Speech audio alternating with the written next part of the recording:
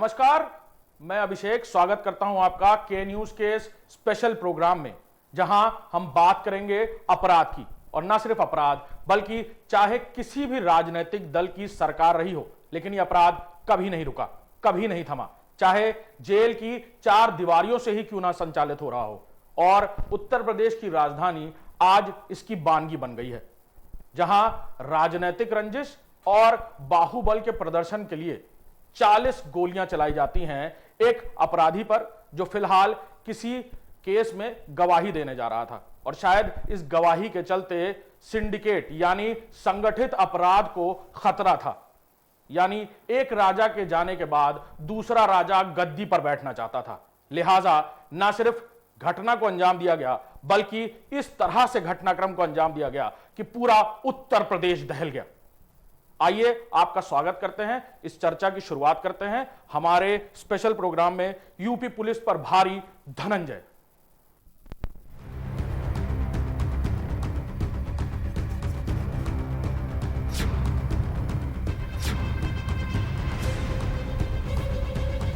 या बिल्कुल,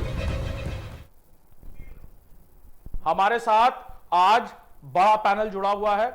उत्तर प्रदेश में किस तरह अपराध बढ़ता रहा, फलता फूलता रहा, एक लंबे दशक तक ना सिर्फ घटनाक्रमों को अंजाम दिया गया, बल्कि एक वक्त ऐसा भी आया जब यह पूरा अपराध पॉलिटिकल हो गया, यानी राजनीतिक चोला ओढ़कर बैठ गया।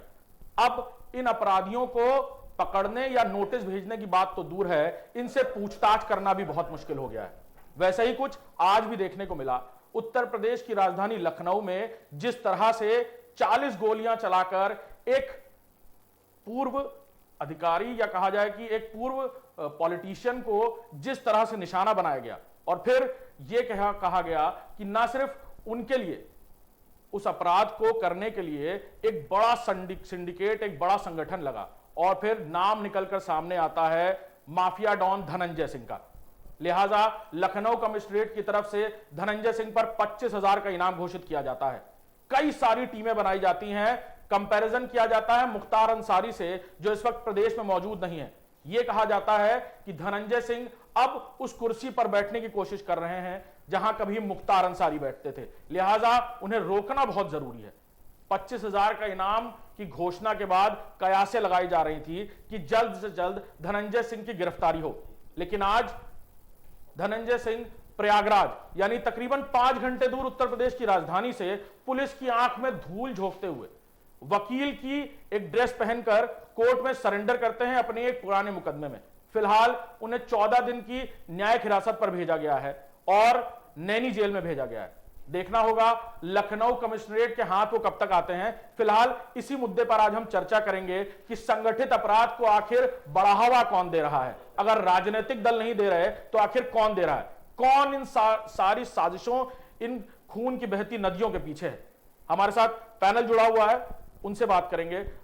हमारे साथ विधायक हैं भारतीय जनता पार्टी के बलिया बैरिया से सुरेंद्र सिंह जी, उनसे बात करेंगे, उनसे पूछेंगे कि आखिर क्या वजह है। सुरेंद्र जी, विपक्ष आप पर आरोप लगाता है, जाति देखकर कार्रवाई होती है क्या? देखिए, पूज्य योगी आदित्यनाथ जी के राज्य में यदि इस तरह की बात कोई करता है तो या तो नादान है, और नहीं तो शुद्ध रूप से वह स्वयं जातिवादी है। ये अखिलेश जी और मायावती जी का राज्य नहीं है, ये शुद्ध रूप से एक सन्यासी का राज्य है। और जिसके मुखिया पूज्य योगी आदित्यनाथ जी हैं, उनके मन में अपराध और अपराधियों के प्रति जो चिंतन है, शायद भारत के किसी भी राजनेता में नहीं है, किसी भी नेता में नहीं। रही बात यह जरूर हो सकता है, मैं नहीं कह सकता कि स्थानीय पुलिस प्रशासन का भाव क्या है क्या नहीं है, मैं ये नहीं कह सकता। मैं तो हमेशा कहा करता हूँ कि जब तक पुलिस प्रशासन पवित्र नियत से सरकार की नीतियों के अनुसार अपना कर्म और अपना एक्शन निर्धारित नहीं करता है, तो राजा को और मुखिया को कहीं ना कहीं से जो है उसके लिए थोड़ा सा दुर्बल परिदृश्य देखने को मिलता है। लेकिन हमारे नेता में यदि कोई कहता है कि किसी प्रकार का कोई छोटा भाव है, तो ये उसकी नादानी है, मूर्खता है। मैं बलपूर्वक कह सकता हूं कि ऐसा साधक नेतृत्व कभी कभी समाज में राजनीति में आते हैं। वैसे तो पहला ऐसा मौका है कि जब किसी साधक के माध्यम से शासन सुंदरतम से सुंदरतम चल रहा है। और यदि मैं गर्व के साथ कह सकता हूं कि ऐसा कोई नेता जिसके जमाने में किसी प्रकार का भ्रष्टाचार का दाग न लगे, किसी भी तरह के पक्षपात का दाग न लगे। लाखों लाखों नियुक्तियां हो गई, लेकिन एक भी पत्रकार जी आप क्या बता सकते हैं कि एक भी कोई किसी प्रकार की नियुक्ति में फर्जीवाड़ा या पक्षपात करने का आरोप लगा हो? मैं एक विधायक के साथ साथ शिक्षक भी हूं, और मैं गर्व के साथ कह रहा हूं कि हम लोग के हाथों से हजारों लड़कों को नियुक्ति पत्र बांटा गया और एक ने पैसे का आरोप किसी भी तरह से किसी एजेंसी के माध्यम से नहीं लग सका। इससे सुंदर शासन का रूप कभी देखने को नहीं मिलता। हमारे और साथ कहने वाले तो कहते रहते हैं अब इन लोगों के पास आधार क्या है। अब किसी भी मुद्दे को अपराधियों की कोई जाति नहीं होती, चाहे वो किसी भी जाति का अपराधी क्यों ना हो। अपराधियों की एक अलग जाति होती है, साधुओं की एक अलग जाति होती है, विद्यार्थियों की एक अलग जाति होती है, व्यापारियों की एक अलग जाति होती है, पत्रकारों की एक अलग जाति होती है। तो ठीक उसी प्रकार अपराधियों के साथ जाति को जोड़ना मेरे समझ से अपराध है। मेरे समझ से अपराध है, वो स्वयं अपराधी है जो लोग अपराधियों को जाति से जोड़ते हैं। विधायक जी, लेकिन जो हम घटनाक्रम देख रहे हैं वो कुछ और कहानी बता रहा है। हमारे साथ पूर्व आईपीएस अधिकारी ओपी सागर भी जुड़े हुए हैं। सर, शो में बहुत बहुत स्वागत है। आज धनंजय सिंह, जिन पर 25,000 रुपए का इनाम घोषित किया गया था, 24 से ज्यादा मुकदमे हैं, 7 हत्या के मुकदमे दर्ज हैं उनके ऊपर, वो सरेंडर कर देते हैं बड़े नाटकीय अंदाज में। वकील की ड्रेस पहनकर जाते हैं कोर्ट के अंदर, दर्जन भर लोग उनके मौजूद रहते हैं। कहां चली गई थी कमिश्नरेट? आपको लगता है सर, क्या विभाग में ही कुछ लोग विभीषण हैं ऐसे अपराधियों को साथ देने के लिए? पूर्व आईपीएस सागर साहब हमारे साथ मौजूद हैं, पूर्व आईपीएस ऑफिसर ओपी सागर साहब हमारे साथ मौजूद हैं। उनसे सवाल पूछ रहा था मैं। सुरेंद्र जी, आपने कहा कि कैसे जाति नहीं है, अपराध है। विकास दुबे पर इनाम रखा गया, लोगों ने बहुत सारी कयासें लगाई, उसने सरेंडर भी कर दिया। क्या हुआ अंजाम? और आज वैसे ही कुछ देखने को मिल रहा था धनंजय सिंह को लेकर के, लेकिन धनंजय सिंह नैनी जेल पहुंच जाते हैं, पूछताछ तक नहीं कर पाई अभी तक कमिश्नरेट पुलिस। एक ऐसी घटना में वो मुलजिम है जहां पर पूरा उत्तर प्रदेश हिल गया था। हाँ, देखिए पत्रकार जी, मैं एक सत्य मार्ग को अपनाने वाला राजनेता हूं और सामाजिक कार्यकर्ता हूं। मैं निश्चित रूप से इसको कहता हूं कि इसमें कहीं ना कहीं हमारे प्रशासन की कमी कही जाएगी, क्योंकि यदि कहीं से भी भूल हुई है तो उसको हम लोग इसको इग्नोर नहीं कर सकते हैं। लेकिन ऐसे लोगों के ऊपर हमारी सरकार दया कर दे, ये संभव नहीं है। पूज्य योगी आदित्यनाथ जी जैसा महान चिंतन का व्यक्ति उनको क्षमा कर दे, ये संभव नहीं है। यदि ऐसा संभव हुआ होता तो उनके ऊपर एफआईआर ही नहीं हुआ होता। यदि पक्ष की बात होती तो एक पूर्व विधायक है, पूर्व सांसद है, उसके ऊपर एफआईआर ही नहीं हुआ होता।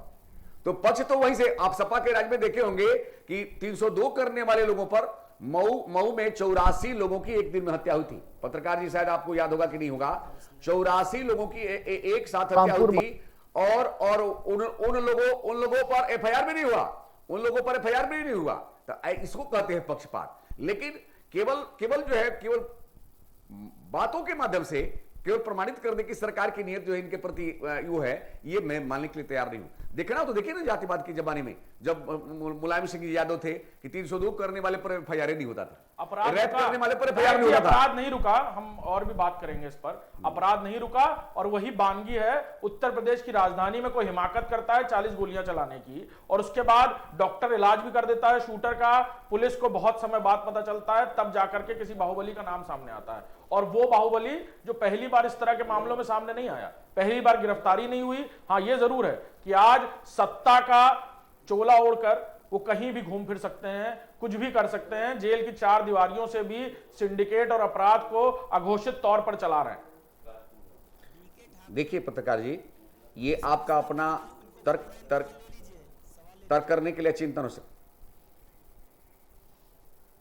जी हाँ, बिल्कुल। हमारे साथ पुलिस कमिश्नर डीके ठाकुर जुड़ गए हैं। सर, बहुत बहुत स्वागत है शो में। आज बड़ा दिन था सर पुलिस कमिश्नरेट के लिए भी, बहुत सारी तैयारी, बहुत सारी कोशिशों के बाद धनंजय सिंह ने प्रयागराज में आज सरेंडर कर दिया। कैसे देखते हैं सर इसको आप? कहीं चूक हुई सर? क्या चूक हो गई? नहीं, कोई चूक नहीं है। देखिए, हम तो चाहते थे कि जो हमारे मुकदमा कायम है उस मुकदमे में जो कानूनी प्रक्रिया होनी चाहिए, कानूनी प्रक्रिया में सामने आए हमारी विवेचना सामने आए और न्यायालय में जो खिलाफ मुकदमा चल रहा है उसमें सामना करें। और उन्होंने सरेंडर किया है तो हम उनका रिमांड लेंगे, उनसे पूछताछ करेंगे। सर एक और बहुत अहम सवाल है, कई सारी टीमें बनाई गई थी, धनंजय सिंह की प्रॉपर्टी कुर्क करने की बात हो रही थी, एनबीडब्ल्यू में वो आकर सरेंडर नहीं किया उन्होंने, कोर्ट न्यायालय की तरफ से उनकी प्रॉपर्टी कुर्क करने की बात कही गई, कमिश्नरेट ने कई सारी टीम्स बनाई जो प्रॉपर्टियों का ब्यौरा निकाल रही थी। इसी बीच धनंजय सिंह जाकर कुछ घंटे दूर प्रयागराज में सरेंडर कर देते हैं। चैलेंज था पुलिस कमिश्नरेट के लिए उनको गिरफ्तार करना। इसमें लगता है कि कहीं ना कहीं वो टीम्स उनकी प्रॉपर्टी खंगालती रह गई। नहीं, देखिए, जहाँ तक प्रॉपर्टी कुर्क करने वाली बात है वो दो तरह की है। एक होता है जब कोई अभी सरेंडर नहीं करता, कोर्ट में सब प्रॉपर्टी कुर्क करते हैं। एक और ये कार्रवाई भी होती है यदि कोई प्रॉपर्टी इस तरह से बनाई गई हो, यदि अपराधों के माध्यम से सृजित की गई हो, उसकी कुर्क करने की कार्रवाई की जाती है। उसके लिए हम लोग जैसे प्रवर्तन निदेशालय, इनकम टैक्स, इन सबका संपर्क करते हैं। वो संपर्क हम लोग कर रहे हैं और करते रहेंगे।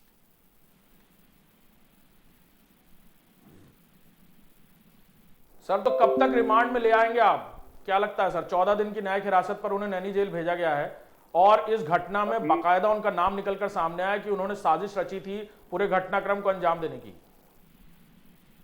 दो बात है, अभी न्यायिक हिरासत में गए, दूसरे मामले में, हमारे मामले में नहीं गए हैं। हम अपने मामले में उनका वारंट बनवाएंगे और हम वारंट बनवाएंगे लखनऊ कोर्ट से। और वारंट बनाने के बाद जब यहाँ पेश होंगे उसके बाद हम लोग पुलिस की रिमांड लेने की कोशिश करेंगे। और जहाँ तक उनका नाम आना था इस मुकदमे में, वो हमारी तफ्तीश में सामने आया है। हमारी पुलिस टीम ने तफ्तीश करने के बाद ये पता चला कि षड्यंत्र का पूरी तरह हाथ था। उन सारे तथ्यों से हम लोगों ने माननीय न्यायालय को अवगत कराया और माननीय न्यायालय ने इन सारे तथ्यों से संतुष्ट होकर ही उनकी गिरफ्तारी के लिए नॉन अवेलेबल वारंट जारी किया था।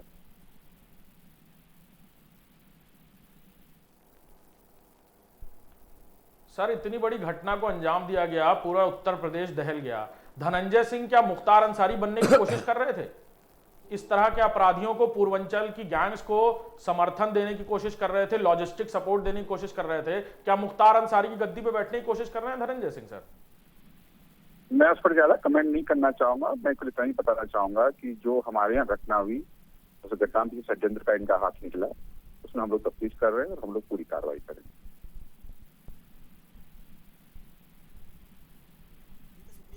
नहीं सर, मैं एक सीधी सी बात पूछना चाहता था कि बिल्कुल उत्तर प्रदेश में अपराध बढ़ रहा था, धनंजय सिंह का नाम पहली बार सामने नहीं आया और लखनऊ में आप पहले डीआईजी कम एसएसपी हुआ करते थे सर, और तब भी धनंजय सिंह का नाम इस तरह की घटनाओं में सामने आया था और इस बार दोबारा धनंजय सिंह का नाम इस तरह सामने आता है। 25,000 का इनाम आपकी तरफ से घोषित किया जाता है लेकिन उन्हें गिरफ्तार नहीं कर पाती पुलिस।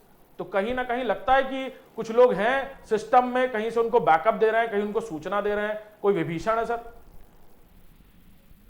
मैं आपकी बात ये नहीं समझ पा रहा हूँ कि गिरफ्तारी और आत्मसमर्पण क्या अंतर है। गिरफ्तारी करने के बाद भी हम लोग पूछताछी करते हैं, बेचना भी करते हैं, और आत्मसमर्पण करने के बाद भी पुलिस कस्टडी रिमांड लेकर के पूछताछी करते हैं। दोनों में मेरे हिसाब से कहीं कोई अंतर नहीं है। ये कहीं कहीं भ्रम बना हुआ बाहर में कि कहीं कोई गिरफ्तार होकर आत्मसमर्पण कर देते हैं तो अचानक नीचे चलाना शुरू करती, पुलिस की बड़ी चूक हुई, पुलिस की बड़ी चूक हो गई। मैं ये बताना चाहूंगा कि जो अपराधी हो और अपराधी के खिलाफ पुलिस विवेचनात्मक कार्रवाई करे, कोर्ट से एनडब्ल्यू क्यों जारी होता है? कोर्ट से एनडब्ल्यू इसलिए जारी होता है कि वह संबंधित अभियुक्त पुलिस के सामने उपस्थित हो, न्यायालय के सामने उपस्थित हो। वह उपस्थिति या तो गिरफ्तारी के माध्यम से हो सकती है या आत्मसमर्पण के माध्यम से हो सकती है। न्यायालय संतुष्ट है और अभियुक्त भी इस बात को कहीं कहीं समझता है कि हाँ, मेरे खिलाफ जो सबूत जुटाए हैं पुलिस ने वो पर्याप्त है, इसलिए सामने आता है। इसमें कहीं चूक की या किसी समर्थन की, किसी बैकअप की बात कम से कम इस बिंदु पर कहीं से नहीं आ रही।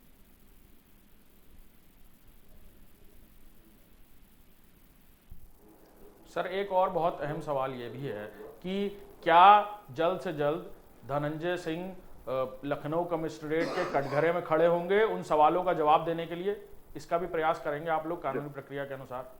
जरूर पूरी प्रक्रिया, जो कानूनी प्रक्रिया का पालन करेंगे, वो न्यायालय से याचना करेंगे, पहले उनके वारंट कराने की, फिर उनके पुलिस कस्टडी रिमांड।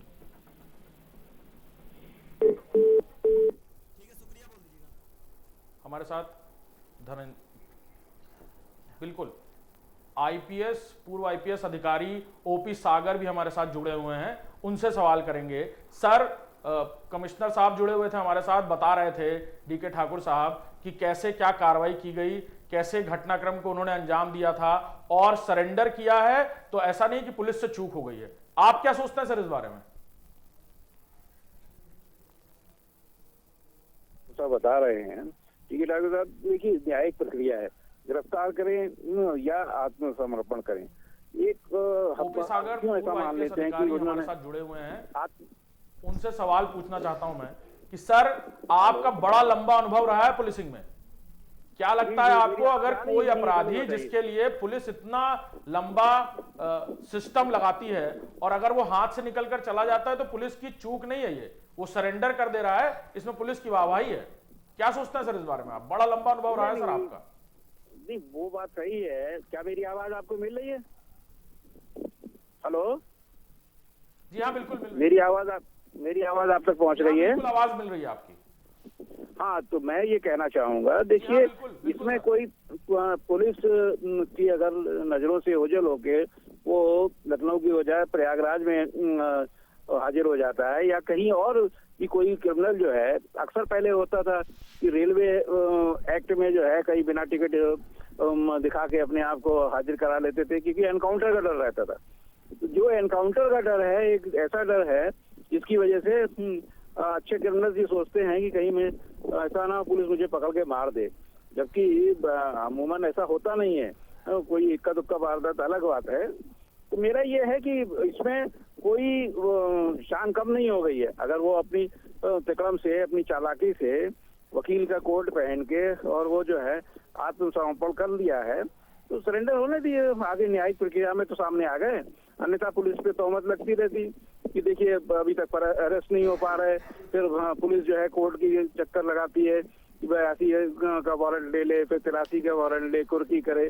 तो वो सब चीजों से बचने के बजाय अच्छा है अब जो जेल में है वारंट भी दाखिल होगा, उनको तलब कर लेंगे यहाँ के कोर्ट में और यहाँ जो है फिर यहाँ अभी पुलिस कस्टडी रिमांड भी लिया जा सकता है। पुलिस कस्टडी रिमांड में उनको थाने लाके पूछताछ होगी, सारा केस खोलना है। क्योंकि देखिए ये बिल्कुल बिल्कुल, हम इस बात को आगे भी इस बात पर हम आगे भी चर्चा करते रहेंगे सर। हम आपके पास दोबारा आएंगे, फिलहाल रुकते हैं छोटे से ब्रेक के लिए।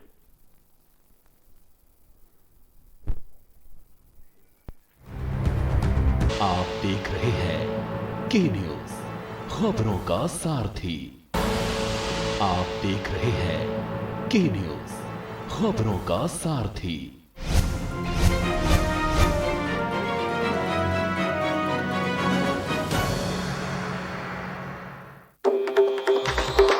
मिलेगा हर समस्या का समाधान। विवाह में बाधा, जीवन में वास्तु शास्त्र का प्रभाव, शिक्षा में ग्रह नक्षत्रों का प्रभाव, कारोबार में आने वाली हर बाधा का, जिंदगी में ग्रह नक्षत्रों का प्रभाव, नौकरी में बाधा। देखिए हर समस्या का समाधान लाइव विद आचार्य लंकेश। खुदी को आजमाया है तो ये अंदाज आया है, खुदी को आजमाया है तो ये अंदाज आया है। तुम में भी मैं हूं, शुद्ध प्लस पान मसाला। आप देख रहे हैं के न्यूज, खबरों का सारथी।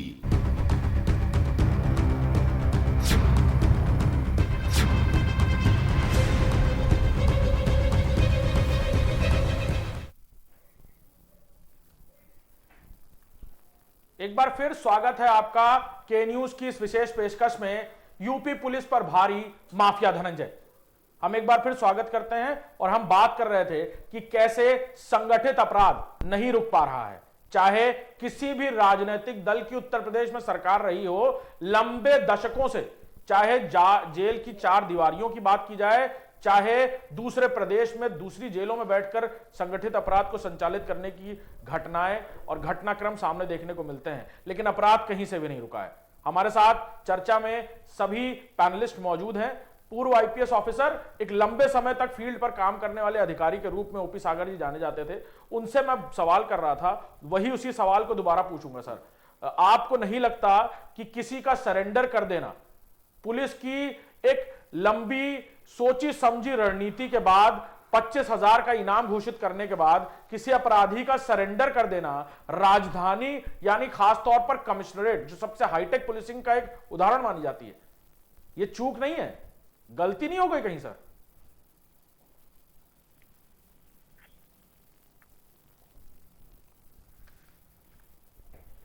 ओपी सागर जी, आपसे पूछना चाह रहा था मैं। आप से बात कर रहे हैं, ये चूक नहीं, मैं हम तक उनकी आवाज नहीं पहुंच पा रही। चूक नहीं कहा जा सकता, राइट है। चूक जो है देखिए, अपराधी को जो डर वो बैठ जाता है कि उसे पकड़ के कहीं एनकाउंटर ना कर दिया जाए, तो ऐसी दशा में वो अपनी कोई ना कोई चालाकी करके और हाजिर हो जाता है। तो प्रयागराज में हाजिर हुआ, कहीं दूसरे स्टेट में भी जाके हाजिर हो सकते हैं, कोई ऐसा नहीं है।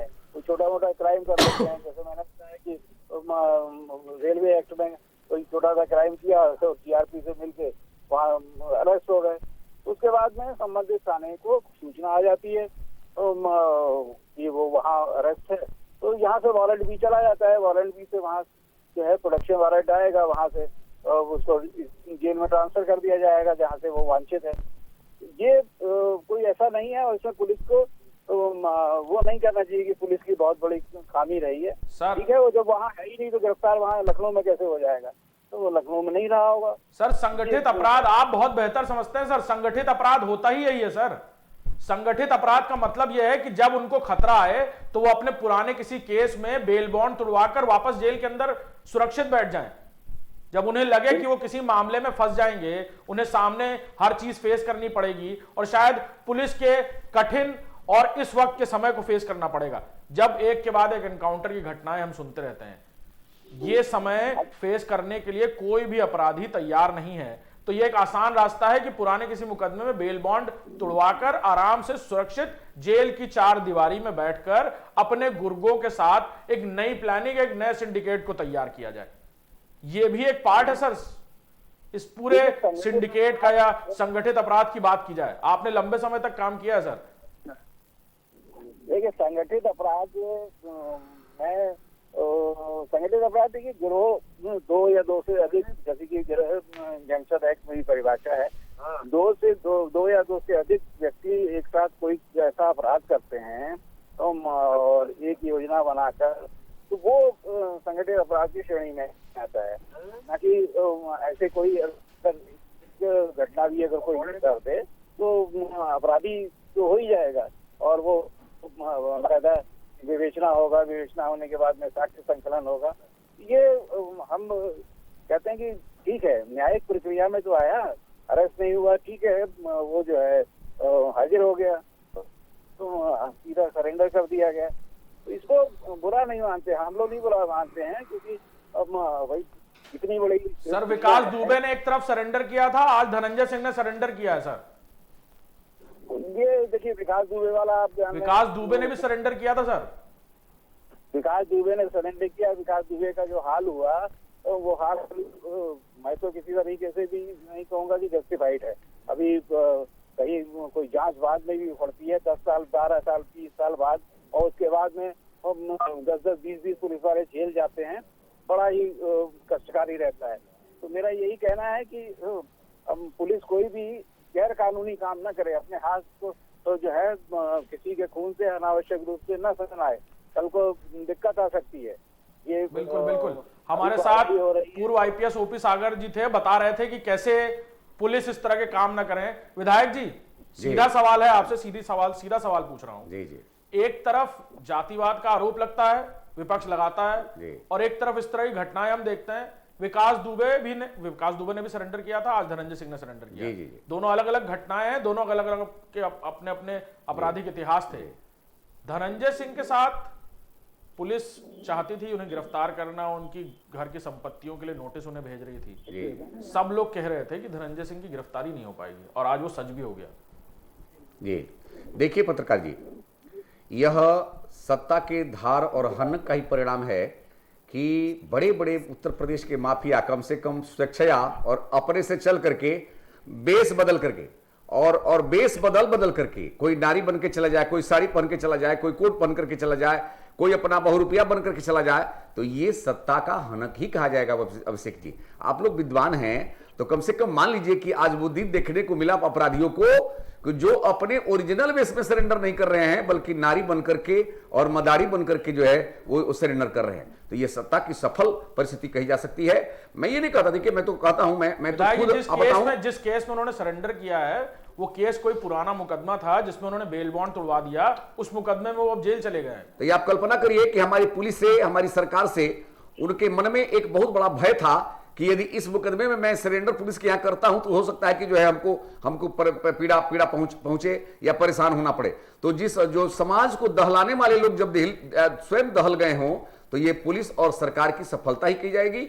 और मैं कह सकता हूं कि वर्तमान समय में योगी आदित्यनाथ के प्रशासनिक क्षमता का ही परिणाम है। देखिए, नेता की नीयत चलती है। मैं तो स्पष्ट रूप से कहूंगा और अब सम्मानित अपने पुलिस भाइयों से भी कहता हूं कि कभी भी मुखिया के राज्य में यदि अन्याय भी होता है, देखिए कोई भी प्राणी हो, कोई भी जीव हो, इंसान के से लगाए सभी जीवों को मैं मार कर रहा हूं, अनावश्यक किसी को परेशान नहीं किया जाना चाहिए, लेकिन परेशान करने वाले को किसी भी हद तक परेशान करके उसके विधायक जी ये है कि अपराधी की कोई जात नहीं होती, बिल्कुल नहीं होती। अपराधी का कोई धर्म नहीं होता, वो सिर्फ अपराधी होता है, उसे अपराधी की तरह देखा जाना चाहिए। बिल्कुल बिल्कुल, इसमें कोई शक नहीं। हमने चर्चा की कि कैसे संगठित अपराध और जिस अपराध को खत्म किए जाने की बात कही जाती थी उसमें रोकथाम आंकड़े जरूर सामने आए, लेकिन उस तरह से घटनाक्रम नहीं। अभी भी संगठित अपराध का जो पुराना रवैया था कि किसी भी घटना से बचने के लिए दोबारा जेल सबसे सेफ हाउस की तरह देखा जाता है और अभी भी अपराधी वही रास्ता चुनते हैं।